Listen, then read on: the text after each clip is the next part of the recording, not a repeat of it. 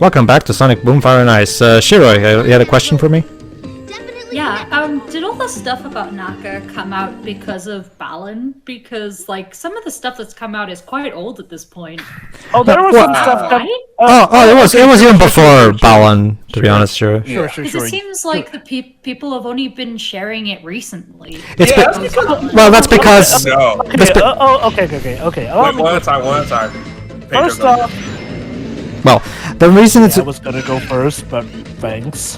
The reason it's coming out recently, Shiro, is because, with Balan, Naka is once again, in the limelight, and that's why it became a lot more prominent in recent times.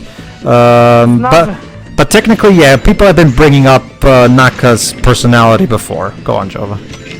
Here's the thing. Yeah, people who, called Naka out were a thing. It's just that Naka was, for an annoyingly long time, glorified as the true one for Sonic, the true paragon here and there. It totally wasn't his fault that Sonic 06 lost a good portion of its crew, essentially, which left it kind of a ship without a captain. Jova. And most of said crew. Hey, Jova, in phone bridges? let me explain that. Basically, Shiroi, those are water bridges, and you have to freeze them with your ice powers to use them as rails. That's the basic gist of it. I mean, some of them we've seen in between. Are they just like literal phones? I guess. Hey, Jova, and while that was going on, Yasuhara continues to be the unfortunate unspoken hero, sadly. But a lot of people tend to be the unspoken hero with Sonic, it seems. Well, remember... another thing when it comes to Naka is that for years people kept saying, oh, he should come back to Sonic, and people were like, wow, let me finish. And he hasn't had a hit post his departure from Sega, so people were wondering, like, why is he so... To be fair... To be fair, the reason Rodeo was not a hit was not because of the actual games, because Kadakawa Games completely screwed Naka over. Oh, yeah. But it's just one of those, why is he so cursed? And then you realize his track record is like, so same thing with Inafune. You kind of, when you look up his track record, it's like, no wonder Mighty Number 9 failed. Like, I also say this, like, here's the thing about Naka, given what we know about him, some of it feels like some karma, given how... Yeah, he was kind of a bell into his staff a lot of times here and there, especially when he thought that those people couldn't understand Japanese and was intentionally planning for their project to fail. Dick move, Naka. Yeah. There's also what I was talking about, Joe, is that remember, like when it comes to talking about OG Sonic staff, people bring up mostly Naka and sometimes Oshima, but they never bring up Yasuhara, the man who actually designed the levels and directed the game and came up with the nature versus technology theme. He, as far as I'm concerned, he was the don't get me wrong, I'm not trying to discredit Naka's amazing programming skills and Oshima's brilliant art. They had important roles too. But Yasuhara should also be up there with him. Exactly. Not just that, Deji. Yasuhara was the one that took all that great programming by Naka and all that great art by Oshima and formally implemented into a coherent vision. Because yes, Naka's programming is great in a vacuum. Yes, Oshima's art is great in a vacuum. Let me just explain this first before I continue. Basically, in Tails Workshop, you can take Sonic trading cards. All those puzzle pieces you collect in the Tails submarine levels, eventually they form trading cards. I didn't bother with them because, I don't find the sub-levels fun, to be honest with you. They're, look them up on Google or something. All the same, they are fun stuff to do if you want. Oh, sure. So Sure. knock yourself out if you Sure. But to continue, those things are great in a vacuum, but it was Yasuhara who took those things and implemented them into a great game, and yet he never gets the credit he deserves. Never. When people talk about Sonic creators, they never bring up Yasuhara's name. Never. And that really bothers me, because the man deserves to be given more credit, like, seriously. If I was a YouTuber who made, like, videos and shit like that, I would totally make Hirokazu Yasuhara the unsung hero of the Sonic franchise or something along those lines. Like, because he... Wow. Yes. Oh, Pedro, you made this video. True, but but I would like a dedicated video specifically to that topic. That's what I mean. God, it's like how the fandom treats Izuka, but on steroids. Well, Izuka was actually Yasuhara's pupil. That's something that a lot of people bring up as well, because for Sonic 3, Yasuhara was still the director, but the lead designer of Sonic 3 was actually Izuka. So Izuka was actually the Yasuhara's pupil of sorts. And I've already gone into wonderfully lengthy diatribes about how Izuka really does not get the credit he deserves a lot. He actually was also the lead game designer for the original Nights into Dreams. And also, Adventure. He had a pretty big hand in Adventure, too. Well, he was the director of the game, so... Well, yeah, well, you see, here's the thing. I've forgotten what exactly the name is. But if a guy's recent works aren't exactly that well regarded, the natural thing to do is to instantly pretend that all his previous stuff really didn't matter. Of course, that makes sense. Or that he's a quote-unquote hack compared to everybody else. And you want to know the thing, Glitz? Forces wasn't even his baby. We've already gone into long bits about how... Yeah, that was Nakamura. That big an attachment to Forces. But of course, people blamed him for that game. No, yeah, Nakamura was a producer in Forces. Yuzuka was a producer of Mania, actually.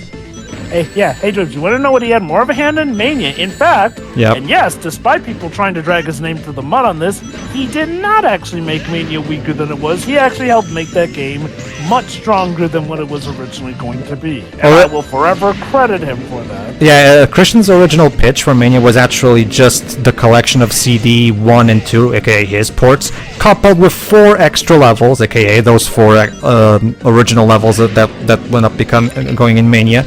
But Izuka looked at it and thought, you know what, take all this stuff, take these 4 new levels, and instead of just re-releasing these games, just make a whole new game with remixed versions of these levels while you're at it. Izuka also helped come up with some of the crazier ideas of Sonic Mania, like the Def Egg Robo being the first boss. That was actually Izuka's idea. Yeah, Christian said that. Yeah, that was actually his idea, and it was a really cool idea. So to be fair, yeah, it's more so. Let me put it this way: Izuka is a much better designer / director than he is a producer. That's the problem. See, I will say this though, I can trust him as the head of Sonic Team, but I do agree that he does not interview the best. Like, he means well, but sometimes his answers in interviews can come off as just, oh my god, I need to come up with an answer for the time being. Here you go, and those answers don't always age. Let me put it this way. Much like Shiroi said about Shinkai recently when we did Weathering with You, Izuka's problem is that he just says words. He doesn't think things properly when in interviews. Like, don't get me wrong, I get it that sometimes when you get an unexpected question on the fly, you do have to scramble for an answer here. But honestly, I do feel like, Izuka does need to prepare a bit more for these. Like, look, I will acknowledge, the man's not flawless. That said, honestly, when it comes to stuff he's done for the franchise, he's done much more good than bad. It also seems to be implied that he's the one who got back a lot of the old band for Team Sonic Racing as well. And yes, Team Sonic Racing may have its quirks here. I still hold that that's a good game that just needed to have better support running out of the gate to keep it going. And the soundtrack for that game is phenomenal. I don't care what anyone says. I love the soundtrack of Team Sonic Racing. Yeah, I'm pretty confident everybody loves that soundtrack, Jova. That's why I keep saying, when are we gonna get June on a sound director's job for a main title again? That's what I keep asking. Apparently he's got that position for Frontiers. It's apparently we know he's part of it at least. We know he's part of it, but we don't have full confirmation. I'll wait till we get proper 100% confirmed. Anyway, cutscene. Cutscene.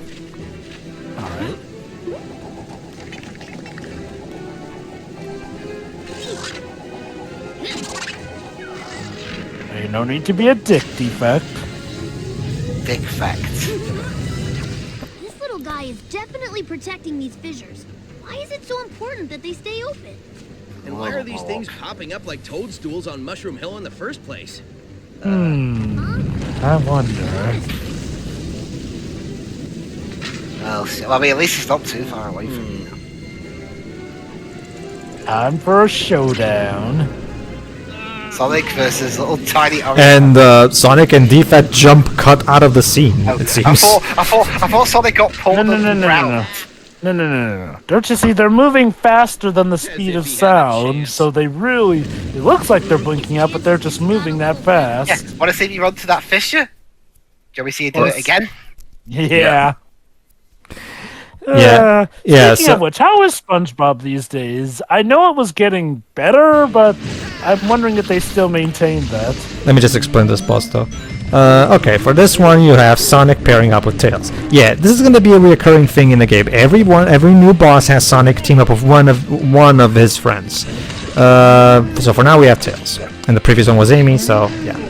Okay, Basically, each boss will then make use of their abilities, essentially. Yeah, what you have is that you homing attack into all these skulls. Eventually, you hit that T-Rex head thing that are part of the boss's hands.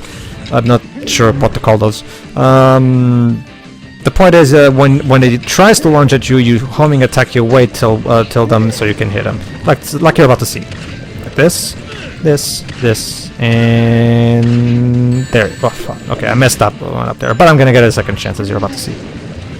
There you go. Fortunately, if you do screw up, the game will give you a second chance. So, and there we go. Go on. I will say this, that I also do like the soundtrack in this game better than that of Shadow Crystal. Like, I can actually hum and remember these tunes unlike that game. So kudos there. I personally didn't particularly find them remarkable, but they're not bad either. They're just kind of this entire game is just kind of there Yeah, for me. okay. Yeah. Putting aside recent comments, Richard Jackson's work recently has just been kind of okay. I've not really been following that stuff lately. Anyway, Dej, to answer your question about Naka, see, here's the thing with Naka. For some reason, a lot of people really did not want to believe the worst of Naka because, people really were holding him in high heaven. And it was like they thought, okay, Naka's about to show how things are done here. However, when Balan Wonderworld was bad, and mind you, it wasn't even bad because of, constraints or mandates, because if anything, the mandates actually helped that game be better than it was originally going to be. That's when people eventually just took up the nostalgia goggles and now are acknowledging a lot of his bad stuff. And if anything, really doubling down on how, yeah, he was kind of also a bit of a crap person here and there. That being said, one thing I will definitely say is that based on his one time writing a full script, not just story, script entirely, was in the was Shadowhead, and I definitely Adventure 2? No, I'm talking about Tezuka. I will definitely recommend Tezuka, aside from not giving more interviews. Please don't try to write a script again, because Shadow the Hedgehog's script is just awful. I thought he wrote Sonic Rivals as well. Oh, he did? Yeah, I think he did. I know he directed. Did he direct Rivals 2 at least? Yeah, I think He directed Rivals 2. I'm not sure if he wrote for Rivals 2 as well, but honestly, you know what? I'm fine with the story of Shadow the Hedgehog. And he also directed... Rivals is okay, a pretty basic story, though, that's the thing. He directed and wrote Rivals 1 and Rivals 2. Yeah. Oh, okay, so he did write Rivals 2 as well. Okay, then. Honestly, I feel like Azuka's fine enough as a writer. Again, now I will admit, Shadow could have used a lot of improvements writing-wise, but I don't actually find it terrible. I actually got Azuka's autograph. Oh, you've gotten to meet him. Nice. Yeah, he was at Summer of Sonic 2013. Mm-hmm. Should I trade my autograph from Akira Hino for your autograph of Takeshi Azuka? Well, two things. I'd have to really think about that, but also I have to try and find the autograph. I have a picture with June from a couple of years ago. Oh, nice. You're lucky. I went to the Summer of Sonic that they had a Kickstarter funding for. So who have you met, Dej? No one. Oh. That's okay, Dej. I didn't meet anybody either. Ladies and gentlemen, we have discovered that Deji and Pedro have never met another human being in their lives. Alright. But Pedro's married, though. Yeah. See, Is no, he, no, no, no. But the way, See, but the way he said it, is he really married or is it all a figment of his Okay. imagination? You see, Dwebs, in reality, Deji and Pedro are just AIs that grew a lot of sentience these days. And we help maintain the illusion that they're real people so that they don't go mad with revelation and essentially take over the entire human race. Joe, but you fool, you said that right when they were in earshot. Mr. Anderson. Not to worry, we always reset them every time. So what you're saying is, Mr. Anderson. Am I? Machines! Okay. All right. So yeah, these races just kind of blend in together. They basically, yeah. I mean, it does make me want to play the Rivals game, even though I don't have a PSP anymore. Emulate. Yeah. Well, Deji, I'm not sure if I think I've already told the other guys, but basically my own personal stance on emulators is basically it's not very, in my opinion, they're not very authentic. Besides, you know, at the very least, you know, when I'm playing a game on the original system, I'm playing with the original buttons that were in mind for it, instead of just pressing random ones on the keyboard that it was not meant. Yeah, but you have a PS5 controller. You can just use that since it has the same functions. And also, as the PSP controller. and also is actually running on the proper hardware. It's two things. Also, Glitz, how are you doing with getting that Game Boy Advance recorder you're planning to get? Well, Joe, here's the thing. There's pros and cons to every method. The pro of emulators is that they're free, but a con of them is that they're not very authentic. There's way more. Actually, no, they're very authentic. Most often than not. The pro of using an actual system is that they're the most authentic you could possibly get, but the downside is that depending on what the system it is, it can cost a lot, and that's the main thing that I'm waiting for: time and money. Also, okay, Glibs, what do you mean by authentic?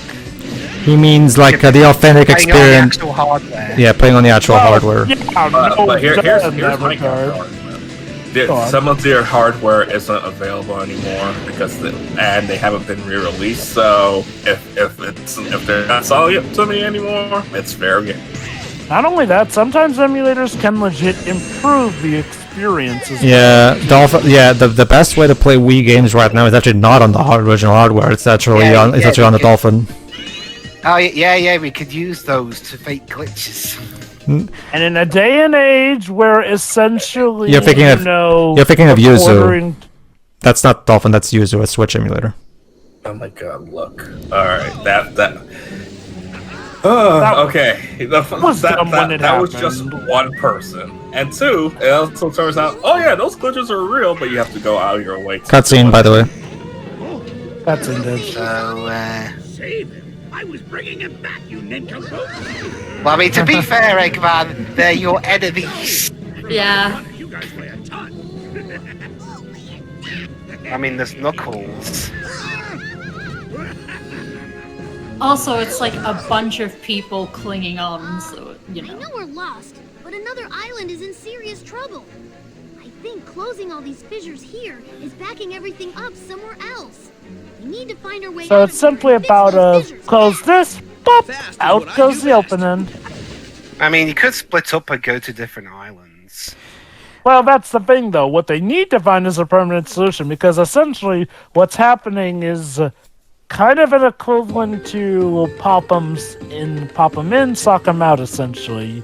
Like, how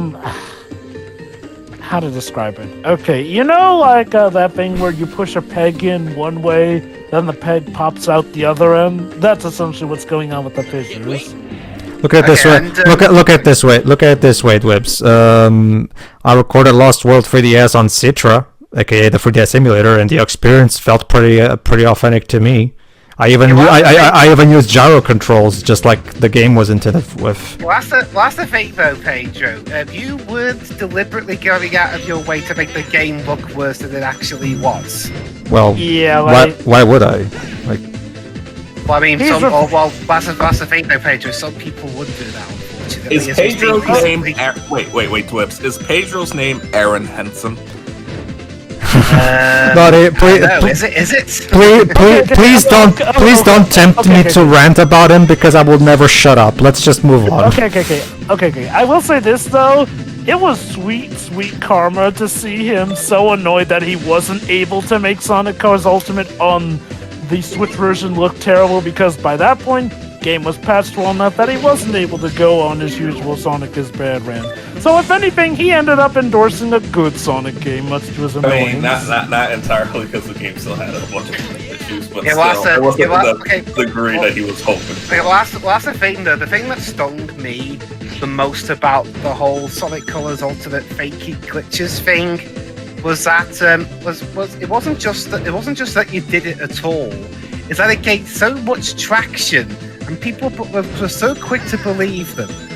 And not to mention, that could also really fuck up the developers trying to fix the problems, because they'd be basically trying to fix problems that didn't exist, thereby taking time away from things that needed to be fixed. Although, like I said, the glitches were Hold on. activated. It's just that you have to go out of your way to do it deliberately. Hold on, Deds. Let me respond to this first here. Like, yes, I do acknowledge that was a stupid, dumb problem here. That said, I don't think that that's something we should hold against emulators as a whole. Like, yes, doing that is misrepresentation of the game, and was a terrible thing to do. And it is dumb that a lot of people did buy into that. And put it this But the thing is, like, well, that's not something we should inherently hold against emulators. So it's like VAR in full. Here's the thing you need to understand. Just because one person does something bad with something, we should that doesn't necessarily mean we should now suddenly have a problem with the thing. Like if I pour hot tea over Shiroi's face, does that mean that tea should now be abolished? You know, You do that to her. it's an hypothetical situation, Dej. Yeah, Come on. Shiroi, make sure to You're cover gonna your waste face in tea the like future. that, dude? My problem was with scale. What are you talking about, so Shiroi? The idea is to quantity- drink. Shiroi, the idea is to drink the tea as it comes shooting at your Don't face. know where we are. I mean, you can. Yeah. I'm like, okay, Shiroi, catch, and she opens her mouth to try to. Oh god, no, I can't catch. Cats aren't as good as dogs at catching. That's going to be the next popular YouTube meme. The mouth tea catching contest. No, that's It's gonna be called the Go. No, I got it, guys. I got it. I got it, guys. Shiroi, a question. Do you like donuts? I do like lemons. Donuts. Well, whatever. Lemons work Wait, too. I thought you said lemons. Sorry. Well, whatever. Lemons. Oh man, I thought you were setting up. Hang on. Say, what did you actually say? Donuts. Okay, yes, I do like donuts. Okay, how about this? How about setting up a pun with that? how about this, Shiroi? We'll do one of those things, except instead of being with water, how about this? Like, it's this big bowl of tea, and there's donuts in it, and you have to eat. And you have to put your head in the tea to eat the donuts. And That sounds disgusting. I'd do it. There you go. See, those will do it. There you go. I have a bad culture shoot. It's tea. I heard you. Soggy donuts. It's disgusting. Well, sure. Some I people. would rather take the lemons in the tea bag. Actually, some of my customers do like dunking their donuts. Actually, in why Yeah, I the mean, it's restaurant like- is called Dunkin' Donuts? yeah, Dunkin'. Like, That's I like We it. don't have that here. I like it. You're lost. Okay. Well, actually, two things, Shuri. One, we have at least one here in England, and two, I like to beat chocolate bars into my tea. So yeah. See, it makes sense to dip these kind of things into coffee, but not tea. Okay, Shuri. No, you lost me a coffee. The tea, though? Anyway. You see, Shiro, this is starting to become a recurring issue that I've noticed since our the premonition run. Like, you have to understand, Shiro, that not everybody shares your tastes. Okay. Yeah, but that sandwich is legitimately disgusting. I've seen people try it. What Okay. sandwiches? Yes, Jova? In Shiroi's defense, yes, somebody may have a taste here and there. That being said, sometimes that taste is legit just crap, essentially. Like, yes, there are some people who do enjoy eating mud, literally. Does that mean it's good for you? No. Mm-hmm. Like, okay. To quote Nick Fury from Avengers, I recognize that the council has made a decision, but given that it is a stupid-ass decision, I have elected to ignore it. I don't see that, personally, I don't see that as a good equivalency because dunking your donut is not unhealthy for you. Mud actually is. No, hold on. You're misunderstanding. I'm not saying that it's that particular case, but I can see in some cases where just because people have a certain taste, that doesn't mean it's right. I'm not saying that particularly specifically about the dunking your donuts bit here. Plenty of people do that, essentially. I get that, but... Go on. I mean, I do question a little bit dunking a pastry into a liquid as opposed to like a harder thing like a biscuit or a chocolate bar. But it's also something I can somewhat understand because you're soaking it up. And even then, like as long as it's not something unhealthy for you, like the mud example that Jill brought up. Like, so what if the person likes his pastry like that? Why not let him eat him? Like seriously, if that's how he likes it, have at it, dude. Yeah, pretty much. Like we all came to an agreement. Again, like I was saying, it's not specifically about the Dunkin' Donuts thing I'm talking about. It's just that there are some cases where sometimes the taste is legit bad. Yeah. Okay, maybe it's just me. Hold on, Deji. Maybe it's just me. It's because remember, in my job, I am absolutely required to understand that people have different tastes than me. Because like if Dwebs comes into my restaurant and asks me for pork and beans, I'm not gonna tell them, Dwebs, I don't like pork and beans. Could you eat something else? And like, what does it matter if I don't like it? Dwebs likes it, yeah, so give me my pork and beans, or I'll leave a 1-star review on TripAdvisor. People ordered the pizza there. Like, this is the most disgusting pizza I've ever had in my life. What is wrong? I remember, despite what the was fact... it? It's a pineapple broccoli pizza? No. It was just normal pizza, but it's like, it's organic, but it tastes nasty. Yes, Yuri? I remember when I was living with my mother, despite the fact that I did my own food shopping, there were certain things I was never allowed to buy and bring in the house because she didn't like them. Well, okay. Anyway, Wait, can we all agree that black licorice tastes nasty? Though? I could say something, I but don't like licorice anyway. I could say something, but it's your mom, so I won't. Anyway, you can say it. I don't mind. She won't know. No, just don't. It's fine. Anyway, I should probably mention, the Ragnium that Eggman found at the beginning of the game? Yes. That's actually a reference to Ragnite from Valkyria Chronicles. Oh, is it? I haven't gotten around to playing that game yet, so I wouldn't know. But I do have it. I just didn't know it's on my backlog. But what was I going to try to say? Yeah, what I was trying to say, like, see, that's the thing. Like, to me, it's one of those things where, to me, it's just one of those things where, like, I just like as long as it's not as unhealthy. I personally don't give a rat's ass what you do with your foods, your drinks, or whatever. And again, like I said, it's kind of required for me to do my profession anyway. But like I mentioned, when I was mentioning stuff that is legit bad, I was sort of talking about specifically the stuff that is legit just unhealthy. Like Marmite. No, it's like for example, I don't like to drink urine, but technically. What? Oh, Angela, let me finish. But technically, if you actually look it up, technically there is nutritional value in urine. That being said, most of us don't because we find it disgusting. That being said, if a person likes it and drinks it, well, you do you, I guess. That's my. That kind of thing is also a fetish, so yeah, people do. It's called cum. Thank you. Well, that's the thing, Paige.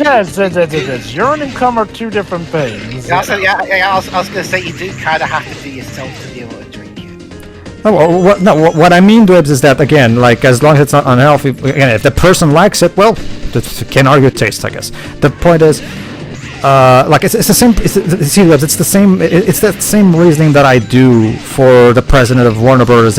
Back in 2015, was it? Like back when Person of Interest was cancelled, where Person of Interest was cancelled because the new higher-ups over there didn't like the show. What does it matter if you don't like the show? The customers watching and giving it ratings like it. That's the same reason why Transformers animated got canceled, because the then president of Cartoon Network hated it. And it's also the reason why Doctor Who was mostly in such a bit of a state around the mid '80s, because Michael Grade didn't like the show because he felt it was cheap.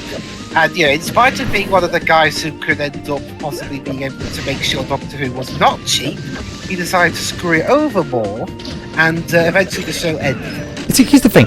That boggles my mind from a as someone who manages. It completely boggles my mind. Why would you... what the fuck does it matter? You're not the customer, you're the seller. Pedro, the problem is that sometimes the people in charge, despite calling... No, not just that. Despite how much companies tend to call some fans entitled, ironically, sometimes the people in charge are the most entitled fans of all, who will literally screw with something just to fit how they specifically want it to be. And how exactly does that make good business? The basic point of business, you need to meet customer demand. If Dwibs, as in the customer, demands pork and beans, I should give him pork and beans. It makes little sense to get him something else. The audience opinion does matter a lot, but there is another side to it, and I'm not talking about the executives, I'm talking about investors. They have kind of equal weight as fans do, so if I get that. Something that can also be a reason to No. Even if sorry, go on. Always right kind of thing. But, go ahead. No, see the thing. Allow me to elucidate here. What I mean is that in terms of profitability, because if something is profitable, it is being profitable, but you still cancel it or stop delivering it. Just because you personally don't like it, you're literally throwing money away here. What the fuck is that logic even? I can actually answer that one. Here's the problem. A lot of companies tend to think in the short term here. The mentality is, the fans love this franchise so much that they'll still eat it up. And yes, that sometimes works, but only in the short term here. Heck, okay, let me put it like this. Do something stupid long enough, and unless you have, fans incredibly devoted to something here and there, and even still in that case, eventually you're gonna see burn back for that and loss of revenue here. It happened with Ubisoft, thinking they could constantly get away with their crap, thinking people would just buy stuff up. Turns out it didn't work. And heck, now even Activision are finally starting to see a lot of the backlash regarding how Call of Duty is actually not selling as well as it used to. It's gradual, but it is something that's happening. And for some reason, companies can't wrap their heads around the idea that, hey, this is a two-way street here. Sure, we do what we want, but we should also give the fans what they want to a degree. Also, the most hilarious thing about the Doctor Who example I made, one of the reasons that one of the BBC executives said that they didn't want to rejuvenate Doctor Who, a show that was, kind of cheap and that they did nothing to help, they said they wanted to do other things. One of the people who was behind Doctor Who's cancellations projects at the BBC after the show was cancelled was to help create El Dorado, aka one of the biggest failures of a soap opera in the history of British television, and he left his job after it. That's why karma. That's why a couple of years ago, when I first heard from people that apparently Phil Spencer didn't greenlight Alan Wake 2 back when Microsoft had the publishing rights, was because he personally didn't like the first game. What the fuck does it matter if you don't like it? Just if it's doing well, do it. Yeah, remember the first game sold 5 million units, so it's not like it was even the first game sold badly. No, the first game sold well for a new IP. I point you to One More Day. Joe Quesada really took issue with the fact that a comic book series wasn't going the way that he wanted it to go. Screw the fact that it was selling well. And pretty much did something that damaged its sales. Hey, you know what? We know what happened as a result. Sales for Spider-Man comics dropped by 70% and have never recovered since. Yes, exactly. And yet they can't seem to learn their lesson. Sure, a question. Whenever there's a time where you eat out, what do you usually eat? In a restaurant or something? Sushi. I don't serve sushi, but let's just, for the sake of argument, say I do. Like, Okay. imagine you go to my place, you ask for sushi, and I give you tofu. Like you But that's still not sushi. you probably will tell me I asked for sushi, you moron, and I'm like, and I'm like, but I prefer tofu, so here, eat your tofu. But I asked for sushi. It's just this thing where, like, give me I'm my. not paying for tofu. I paid for sushi. Exactly. That's exactly my problem. Like, what the fuck is up with some of these people? Seriously, it makes no sense to me. It makes no sense to me. Why would someone act like this at all? Because they're literally Some people seem to really just get their jollies off of saying to fans, "Oh, you wanted this, but you can't have it because not giving you what you wanted suddenly means that we're smart." Apparently. Well, I mean, Part of it is to do with them not expecting certain shows to do well in the first place, so they hate that it is. I don't know. I mean, on occasion that can turn out well. Like, you know, people giving fans something they didn't know that they wanted, but they got it and they enjoyed it. Unfortunately, but like everything, there's a craft to how you do it. If you do it right, you'll get fans that are like, "Well, it wasn't quite what I wanted, but you know what? But the way you did it, you pulled it off really well, and I enjoyed it. So props." all right. Even in that case, though, you should at least give them what they wanted to a degree, at least. Like, that's part of the art to it. Yes, you ultimately do give something that they didn't know they wanted, but you still do initially give them some of what they wanted, essentially. I'd say a very good example is like the Venom 2 movie, which, okay, look, it would have been so easy for them to practically just reboot everything, given how, despite it making money, the Venom movie was pretty terrible, and a lot of people didn't legit like it. But no, they doubled down on the elements that actually did work in Venom 2, and while it's not a spectacular movie, it is an improvement, and one that is made for fans of that movie universe, essentially. Basically, yeah. All right, everybody, tune in for the next part where hopefully we'll catch Defect, I guess. So, yeah. Yeah. Yeah. Bye.